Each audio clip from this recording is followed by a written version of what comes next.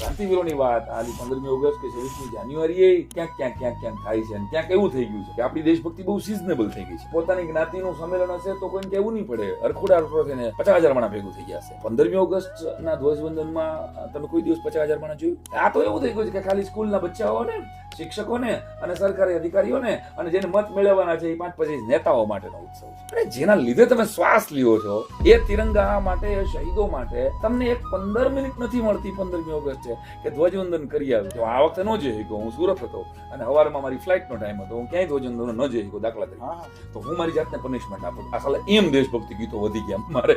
તો આવી કોઈ નાનકડી પનિશમેન્ટ તમે નક્કી કરો કે ભાઈ મારાથી એક શહીદોને 15 મિનિટ શ્રદ્ધાંજલિ ન દેવાની, તો હવે આજે હું છે ને એક દિવસ ઉપવાસ કરી નાખીશ. આજે હું કચરો ઉપાડી લઈશ મારા ઘરની, મારા સોસાયટીની બહાર, તો થશે દેશ. બાકી સ્વચ્છતાના બોર્ડ મારવાથી સ્વચ્છ ન થાય બહાર. આ અભિયાન નથી, આ સ્વભાવ બનવું, જે નિસ્વાર્થ ભાવે અકિંચનપણે દેશ માટે પોતાના પ્રાણોની લીલા માથા જેને વધેરી નાખે, એની રચનાઓ રોજ ગવાવી જોઈએ, એની વાત રોજ થવી જોઈએ.